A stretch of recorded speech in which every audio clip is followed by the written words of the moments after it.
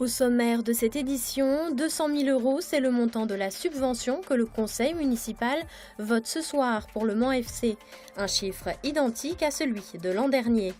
Quel avenir pour la région Pays de la Loire? Les Ligériens sont partagés entre le statu quo ou une fusion avec la Bretagne. Le club des pilotes des 24 heures du Mans renaît, il s'installe dans une tribune du circuit Bugatti. Et enfin, cap sur l'Amérique, Mamers fêtait le western et la danse country ce week-end.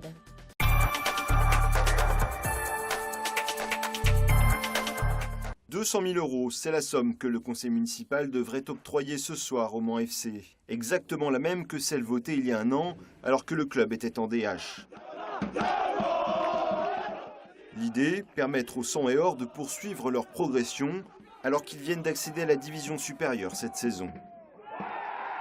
C'est miraculeux quand même, hein. DH remonté tout de suite en CFA2, donc une pente ascendante. Il y a une équipe solide, il y a des dirigeants solides qui remettent de l'ordre dans tout cela. On voit qu'on peut avoir des ambitions raisonnables en mettant en œuvre des moyens raisonnables. 800 000 € de budget, très exactement. C'est ce que souhaite le président du Mans FC, Jean-Pierre Pasquier, pour la saison 2014-2015. Un projet que le dirigeant a défendu récemment devant un parterre de patrons à la CCI du Mans. Objectif de cette réunion, multiplier les investisseurs. Cette stratégie, le maire l'approuve, à la lumière de l'expérience malheureuse sous la présidence Legarda. Ce qui a été un peu le drame, c'est quelqu'un qui avait finalement le gouvernement à travers l'argent. Bon, il faut des centaines de petits partenaires qui, chaque année, à la lumière des résultats, voient s'ils vont un peu plus. La reconstruction du club passera aussi par un stade homologué pour la CFA2. Seule installation existante pour l'instant au Mans, le MM Arena. Le président Pasquier évoque 13 matchs pour la saison prochaine.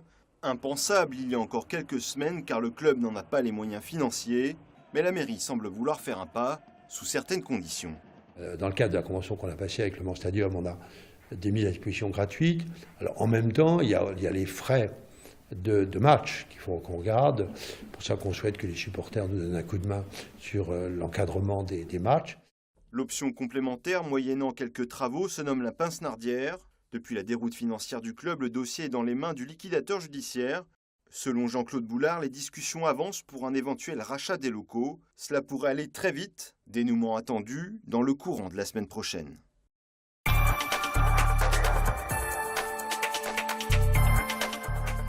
La réforme territoriale fait toujours parler d'elle. 2 sondages sont parus cette semaine. Le premier a été commandé par la région Pays de la Loire. Il montre des avis très partagés. Pour 44% des Ligériens interrogés, la région doit rester en l'état, alors que 43% d'entre eux souhaitent une fusion avec la Bretagne. Dans le deuxième sondage, la question est posée différemment. Quand on demande aux Ligériens ce qu'ils pensent d'une fusion avec la Bretagne, les 2/3 y sont favorables. Autre élément plus surprenant, il s'agit de l'éclatement de la région. Alors que tous les élus défendent l'unité des Pays de la Loire, les Ligériens sont moins tranchés. 46% sont favorables à la dispersion des départements des Pays de la Loire. Un chiffre qui peut s'expliquer par le manque d'identité. Seuls 65% des Ligériens sont attachés à leur région, contre 73% des Français. Rappelons que cette carte des régions peut toujours être modifiée.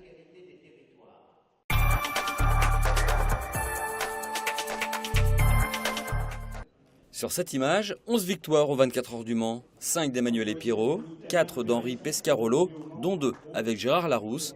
Gérard Larousse, le président du club très fermé des pilotes des 24 heures du Mans, inaugurait un nouveau réceptif refait à neuf, la tribune Saint-Ger. Rescapée de la grande époque, elle accueille les légendes qui assistent à la course. Vous savez, les 24 heures du Mans existent depuis 91 ans. On parle beaucoup des duels de marque qui ont lieu aux 24 heures. Mais bien sûr, toutes ces machines, sans hommes pour les piloter, ne seraient rien. Et je crois qu'il faut... ces pilotes, ils ont écrit, ils continuent d'écrire et ils continueront à écrire la légende des 24 heures du Mans. Et donc, c'était important pour nous que ces pilotes puissent ici se retrouver dans un endroit qui leur est propre à l'occasion de chaque 24 heures du Mans ou de Le Mans Classique. Le club des pilotes a été créé en 1953, très attractif. À un moment, il était redevenu confidentiel. Pour son président, ce nouveau lieu, prestigieux, devrait attirer les adhésions. Franchement, c'est fantastique pour nous d'avoir un endroit où pouvoir regarder, retrouver les autres pilotes et se regarder la course dans des conditions exceptionnelles. On est à 252 pilotes. Je pense qu'on peut faire beaucoup mieux. Il faut savoir qu'il y a quand même 3500 pilotes qui ont couru les 24 heures du Mans. Il y en a encore 2500 qui sont existants. Donc on est loin du compte. On peut faire un club encore beaucoup plus important.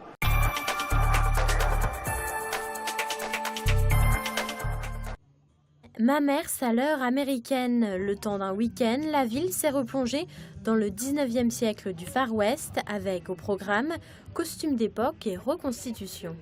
Le public vient à notre rencontre et puis ils sont très curieux, donc on leur explique un petit peu comment vivaient les cow-boys, les pionniers à l'époque. Ils nous voient vivre puisqu'on fait à manger sur le feu, on prépare les recettes d'époque, on est habillé avec des reproductions de vêtements d'époque, donc tout ici, et on est sur entre 1850 et 1890. C'est aussi le rendez-vous des cow-boys, des bikers et des danseurs de country. Et même si là encore la pluie n'a pas aidé, la soixantaine de bénévoles et les centaines de visiteurs sont à la fête. Alors c'est vraiment l'esprit country western, c'est-à-dire solidarité, amitié et respect. C'est que dans le milieu western que je vois ça. À la fin d'un bal, les gens, avant de partir sans qu'on leur demande rien, ils empilent leurs chaises et ils débarrassent leur table. Trouver ça dans d'autres associations, ça me paraît difficile. Mais avant de ranger, place à la danse. Pour l'occasion, le meilleur groupe français de country, les Mariotti Brothers, sont sur scène pour donner le rythme à un public fidèle où l'on retrouve même quelques jeunes. C'est vraiment de la joie, la danse surtout avec les pieds, et c'est vraiment dans la bonne humeur. Je pense qu'il y a plus de gens qui sont un petit peu plus âgés que moi, mais voilà, je pense que les jeunes devraient s'y mettre parce que c'est vraiment quelque chose de bien. Tous en rythme ont enflammé le parquet avec les indispensables chapeaux et boots de cow-boy bien sûr.